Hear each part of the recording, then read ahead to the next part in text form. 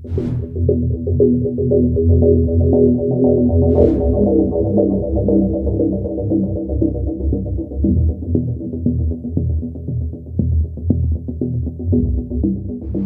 bilang untuk penundaan pemilu, mana ada penundaan pemilu diputuskan di sini, nggak ada.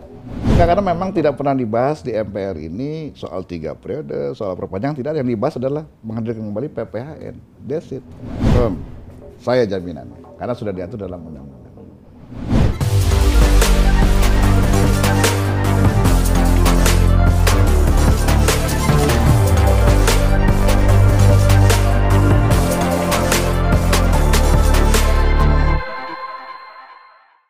Assalamualaikum Pak Bambang, apa kabar? Waalaikumsalam, kabar baik. Ya, seger. Ini Pak Bambang, seingat saya besok ya? Iya. Merayakan ulang tahun ya, 10 September yang ke-59. 59. Nggak usah sebutin lah. Oh ya, itu kan cuma angka Iya, ya, iya. jiwa semangat tetap moga. Nih Pak Bambang, kali ini saya ini agak gemes Pak Bambang. Ini Kolonel ambisi banget sih pengen amandemen. Ini kan sejak Pak Bambang memimpin MPR, baru kemarin resmi di pidato sebagai ketua MPR ya di forum resmi. Sebetulnya apa latar belakang? Iya, jadi banyak orang katanya politik praktis sehingga prejudice. Ya. Sebetulnya ini isu PPR ini sudah berembus sejak 12 tahun yang lalu. Ya, sejak MPR dipimpin oleh Pak Hidayat Nur Wahid mendorong, ada kebutuhan ketika itu bahwa bangsa dan negara ini butuh haluan, ya, butuh haluan dalam kerangka memberikan arah bagi siapapun yang memimpin negeri ini, ya, punya tujuan yang jelas dalam jangka panjang, 10, 15, 20, 25, 50 bahkan sampai 100 yang akan datang, sehingga diharapkan setiap pergantian kepemimpinan di Indonesia ini tidak juga berganti haluan. Jadi on the track. Masa kita kalah sama Singapura, Brazil, kemudian negara-negara lain, Korea Selatan, kemudian Tiongkok atau Cina, gitu. Karena mereka memiliki grand strategi jangka panjang. Termasuk juga Amerika memiliki grand strategi jangka panjang, gedung putihnya ya. Sehingga siapapun yang menang, partai manapun yang menang, presiden manapun yang masuk ke gedung putih sudah punya guideline dalam jangka panjang. Sehingga kita tidak terus-menerus seperti orang menari poco-poco. Ya, maju 2 langkah, mundur 3 langkah. Karena begitu pergantian pimpinan, berubah lagi haluan. Apalagi ini sangat tergantung kepada partai-partai mana pendukung-pendukung calon-calon tersebut, dari mulai presiden, gubernur, wali kota, bupati. Sehingga diharapkan kalau ini sudah ada, maka tidak ada lagi proyek-proyek mangkrak, misalnya seperti Wisma Atlet. Kalau Wisma Atlet dulu sudah masuk dalam grand strategi jangka panjang Indonesia dalam pembangunan olahraga nasional, maka siapapun pengganti PSBY itu akan meneruskan sampai tuntas. Itu kan mangkraknya karena korupsi, Pak. Nggak ada urusan, korupsi kan perbuatan seseorang, tapi proyeknya ini kan nggak boleh merugikan negara, nggak boleh uang negara masuk lalu kemudian jadi besi tua, harus diteruskan. Bahwa ada korupsi kan sudah dihukum orang-orangnya. Nah sekarang ini presiden sedang merencanakan membangun ibu kota. Nggak mungkin selesai dalam waktu 5 tahun, nggak mungkin selesai dalam waktu 10 tahun, mungkin 20-30 tahun baru kelar. Nah, kalau penggantian nanti tidak menganggap ini prioritas, jadi besi tua nggak? Jadi besi tua. Nah itulah. Lalu kemudian Pak Presiden berkeinginan kuat untuk menghubungkan Sumatera dan Jawa melalui pembangunan jembatan. Itu membutuhkan waktu setidaknya 10-15 tahun. Siapa yang bisa menyelesaikan nanti? Ada sekarang lagi pembenahan dan peningkatan tol laut, ya, pembangunan Selat Malaka segala macam. Kemudian tol langit, ya, penguatan daripada satelit agar tidak ada lagi blank spot di seluruh tanah air. Nah ini memerlukan waktu jangka panjang. Gitu. Sehingga tidak tergantung pada selera partai, selera presiden ketika pergantian itu terjadi. Jadi menaikkan derajat visi misi bupati, gubernur, wali kota dan presiden menjadi visi misi negara. Tapi bukankah kita sudah mempunyai undang-undang rencana pembangunan jangka panjang? Jalan nggak? Terus ada undang-undang yang lain juga yang mengatur. Jalan nggak? Nah itu Ya, nggak, pertanyaan saya jalan nggak? Ya karena nggak ada ketentuan hukum yang kuat di situ. Sehingga gini, maksud saya, ini maksud daripada pencetus PPHN sejak bergulir 10-12 tahun lalu, sejak zamannya Pak Hidayat PPHN itu GBHN ya kalau zaman Orde Baru mah. Kita punya dulu zamannya Pak Bung Karno, itu kalau nggak salah pembangunan Pramesna atau apalah. Gitu. Itu jangka panjang. Pak Bung Karno sudah melihat jauh ke depan. Kemudian Orde Baru adalah GBHN. Nah sekarang ini pasca reformasi kita kehilangan arah. Nggak ada yang bisa membawa kita semua ke arah satu tujuan. Sehingga setiap pergantian pemimpin presiden pasca reformasi terganti pula kebijakan yang diambil. Partai A pasti punya platform tersendiri sehingga ketika jagoannya jadi platformnya dijalankan. Partai B punya platform tersendiri sehingga ketika jadi calonnya entah itu presiden, bupati, wali kota pasti pakai platform ini. Terus apa yang bisa diharapkan kalau setiap ganti pemimpin ganti haluan gitu. Ya itu semangatnya. Nah, tapi apa jaminannya bahwa dengan PPHN itu juga nanti akan dilaksanakan dan bagaimana mengontrol atau mengevaluasinya? Jadi pembuat Undang-Undang Dasar 1945 plus melalui amandemen keempat ya, itu sudah mengatur dulu untuk mengganti untuk mengajukan amandemen, merubah Undang-Undang Dasar itu harus melalui referendum. Itu ada undang-undangnya, referendum. Jadi harus tanyakan langsung kepada rakyat. Nah, pasca reformasi sudah dihapus, dicabut referendum itu ketika Pak Amin jadi ketua MPR ingin mengajukan amandemen 1, 2, 3, 4, maka yang pertama dicabut adalah undang-undang tentang ketentuan tentang referendum. Sehingga Pak Amin ketika itu tidak perlu menanyakan langsung kepada rakyat. Sehingga terjadilah langsung amandemen 1, 2, 3 ya seperti yang kita sekarang jalankan. Ya. Apakah efektif, apakah tidak, apakah sesuai dengan semangat para pendiri bangsa ya masyarakat bisa menilai. Ya. Ketika kami awal-awal menjabat sebagai pimpinan MPR bersama kawan-kawan 9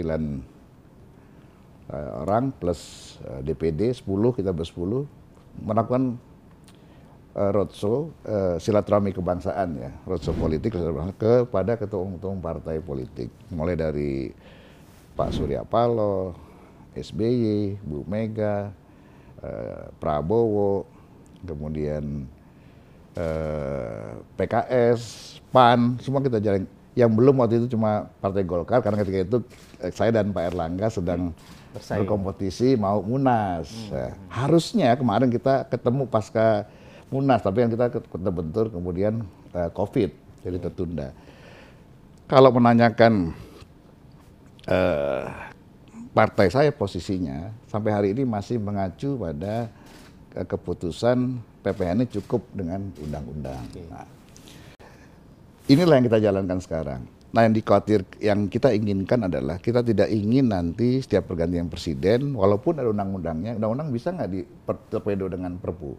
Bisa. Bisa nggak di judicial review dengan di MK? Bisa. Nah, kalau yang kita naikkan menjadi tahap MPR itu agak sulit, tidak bisa. Sehingga semua akan mengikuti arahan visi misi negara itu. Nah, dalam roadshow tersebut termasuk juga kepada Ketua Umum PBNU, kepada Ketua Umum PP Muhammadiyah, lalu Konghucu, Buddha, Kristen, gereja, kita datangin semua. Kesimpulannya banyak, beragam. Ada yang pertama, Undang-Undang Dasar hari ini masih memadai, tidak perlu dirubah. Yang kedua, ini harus dirubah total. Dievaluasi dari mulai pembukaan, batang tubuh hingga isinya. Harus disesuaikan dengan kondisi sekarang dan semangat filosofi Pancasila. Kemudian yang ketiga, kembali ke Undang-Undang Dasar yang asli. Nah, kalau ada perubahan, masuk ke adendum. Nah, kami berpijak pada perubahan undang-undang secara terbatas. Hanya berdasarkan kajian daripada tim badan kajian yang dipimpin oleh Pak Jarod, ya, bersama seluruh fraksi yang ada di MPR plus kelompok DPD. Ini Pak Jarod PDIP. PDIP, kan dia ketuanya. Kesimpulannya adalah yang pertama bahwa PPN ini yang ideal itu harus ditempatkan pada posisi TAP MPR. Ada tiga pilihan. Yang pertama dengan undang-undang, yang kedua dengan TAP MPR, yang ketiga masukkan langsung ke Undang-Undang Dasar 45 dalam pasal-pasal Undang-Undang Dasar 45. Nah, rekomendasi daripada badan kajian ini adalah melalui TAP MPR. Apa yang dirubah dan ditambah? Hanya menambah 2 ayat. Satu di pasal 3 dan satu lagi di pasal 23. Pasal 3 itu adalah menambah 1 ayat, memberikan kewenangan pada MPR untuk menyusun PPHN. Nah, yang 1 ayat lagi di pasal 23 memberikan kewenangan kepada DPR untuk mengembalikan RAPBN pemerintahan sedang berjalan manakala tidak sesuai dengan PPHN. That's it. Kemudian tadi ada jaminan para pembuat undang-undang ini, ya, para pembuat undang-undang hasil amandemen keempat ini sudah menyiapkan langkah-langkah apabila ada perubahan itu tidak boleh kemudian melebar kemana-mana, harus mengacu pada usulan yang pertama. Artinya syaratnya adalah ketika perubahan itu harus diusulkan oleh 1/3 anggota MPR dari 711 yang terdiri dari 9 partai politik dan 1 kelompok DPD. Jadi yang dibahas selanjutnya adalah yang diusulkan. Nah, kalau kita mengacu pada tadi hanya menambah 2 ayat, 1 di pasal 3, 1 di pasal 23, hanya itu. Itu pun bisa jalan kalau kami nanti pimpinan MPR menyelenggarakan sidang paripurna itu mencapai quorum. Ya, dihadiri oleh 2/3, barulah tercapai. Nah, pembahasan selanjutnya harus mengacu pada ini, nggak boleh melebar kemana-mana. Jadi itulah jaminan. Jaminan adalah Undang-Undang Dasar. Gitu, Bro. Jadi beda kalau orang pendekatannya sudah curiga, prejudice, pendekatan politik praktis, pasti wah mana ada jaminan gitu. Itu udah diatur sedemikian rupa. Ya kan, kecurigaan itu juga kan melihat dari karakter para politisi selama ini gitu kan dalam penyusunan sejumlah undang-undang. Di publik bilangnya A, prakteknya begitu jebul, loh ternyata udah ada penambahan. Kalau itu kan perilaku masing-masing individu-individu yang ada di partai politik. Tapi yang pasti tugas saya adalah menjalankan amanah konstitusi yang diberikan rekomendasi oleh ini. Rekomendasinya ada 2. Oke. Pak Bambang gini, itu jaminan selain yang normatif tadi. Ini nggak, saya jelasin dulu.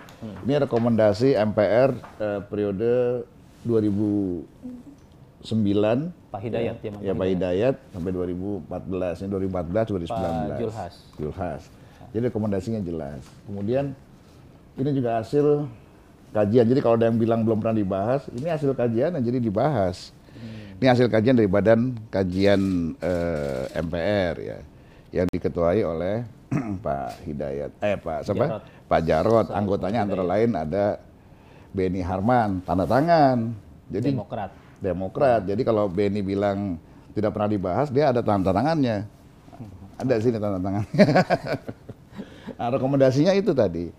Nah, bahwa nanti di ujung apakah kembali masuk kepada undang-undang saja cukup atau nanti harus masuk ke TAP MPR melalui amandemen terbaik sangat tergantung pada keputusan dan kebijakan seluruh stakeholder yang ada di gedung ini, yaitu 9 partai politik dan kelompok DPD.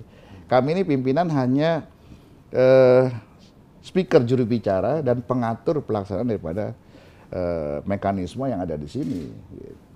Gitu.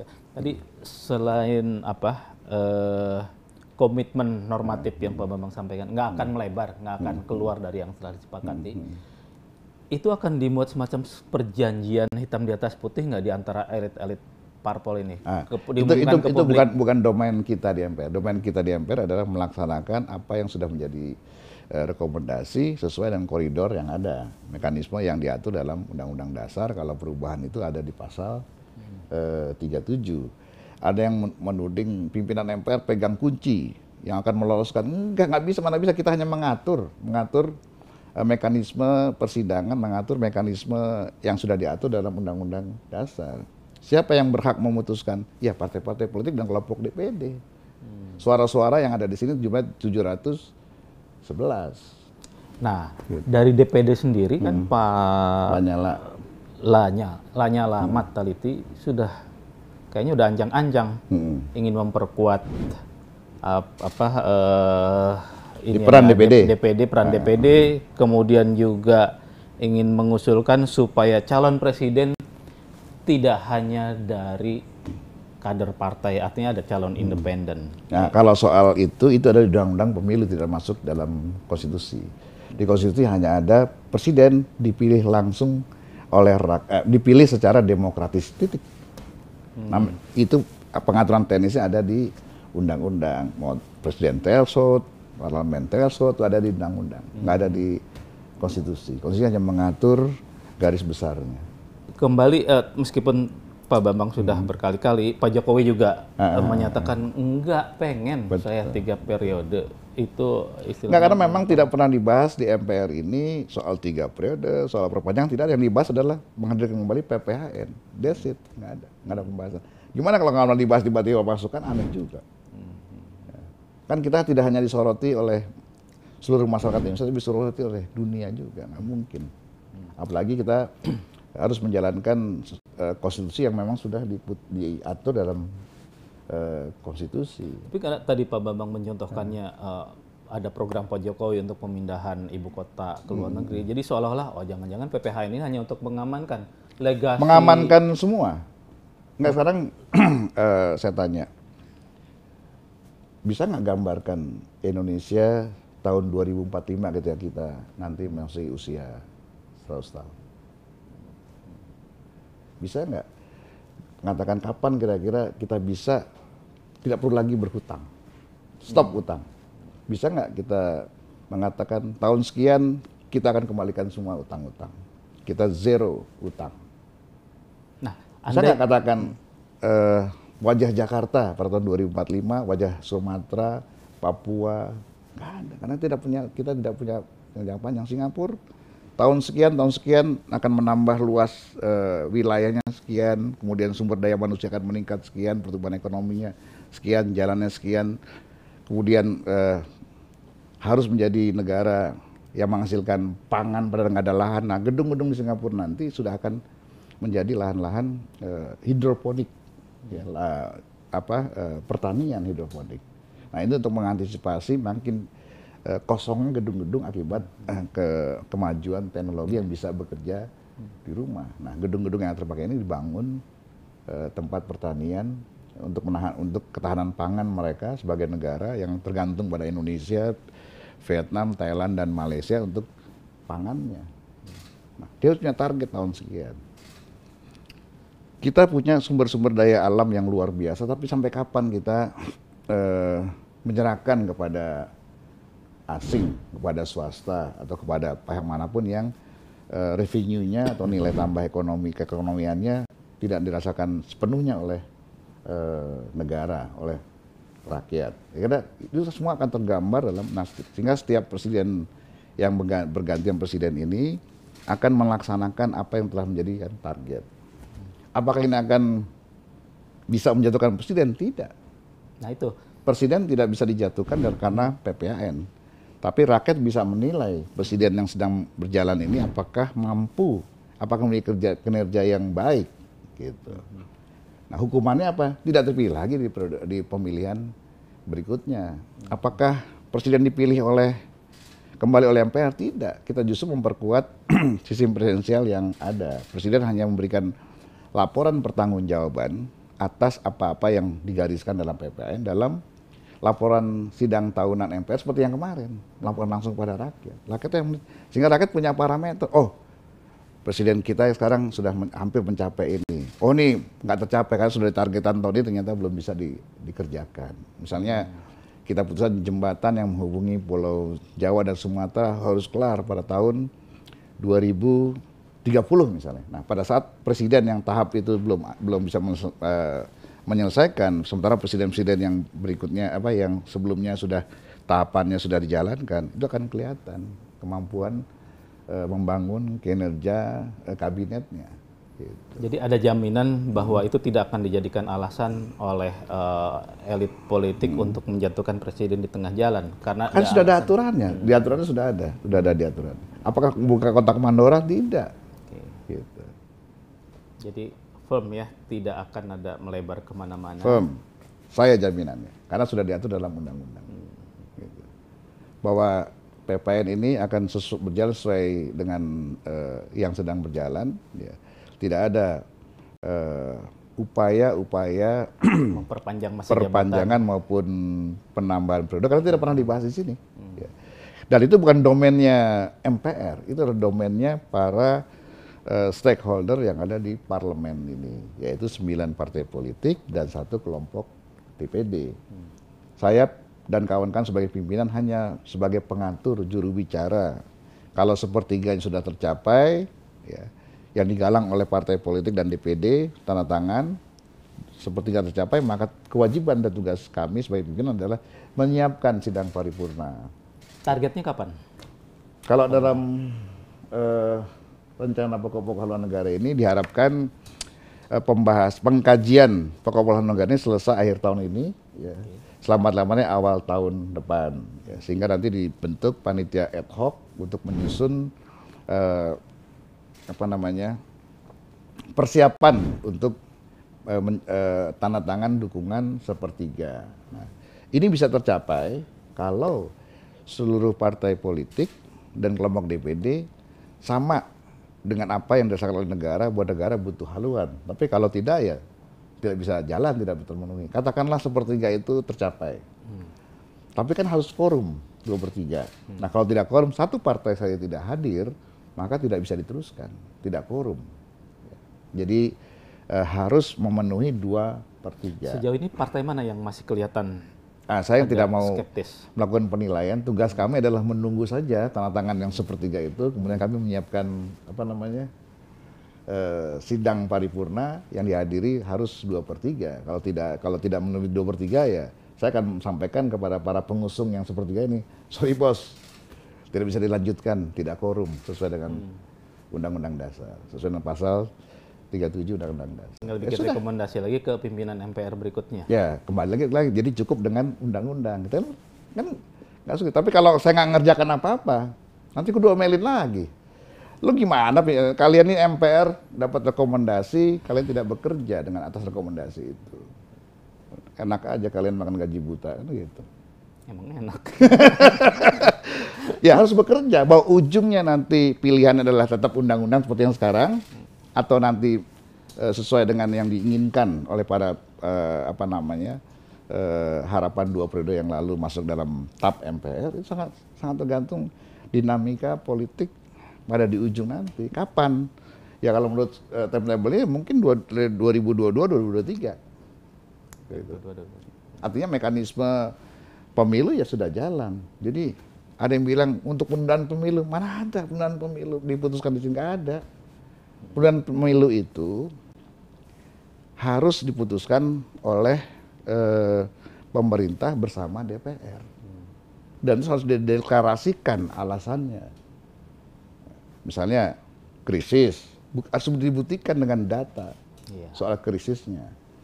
Nah, pemerintah menyampaikan harus mendapat persetujuan dari DPR. Nah, barulah MPR kemudian, kalau kita sudah punya kewenangan membuat lagi TAP MPR, menetapkan dalam TAP MPR. Gitu. Jadi bukan MPR tiba-tiba bilang, tunda pemilu, mana bisa dibunuh semua, kita dibakar nih gedung ini. Enak aja, melanggar aturan. Jadi nggak usah curiga. Kami di MPR bekerja berdasarkan konstitusi dan tidak pernah lari dari situ. Jadi tidak ada agenda-agenda yang disembunyikan dalam rangka penyusunan PPN ini. Karena pengambilan keputusan bukan pada kami, para pimpinan MPR, tapi pada seluruh anggota MPR yang jumlahnya 711 yang berasal dari 9 partai politik dan kelompok DPD. Sepertiga, 2/3, setengah N+1 itulah mekanisme pengambilan keputusan di MPR. Oke, makasih banyak Pak Bambang. Thank you.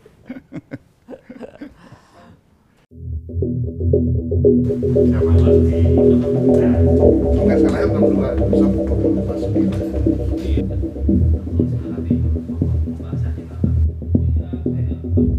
Belum punya sikap.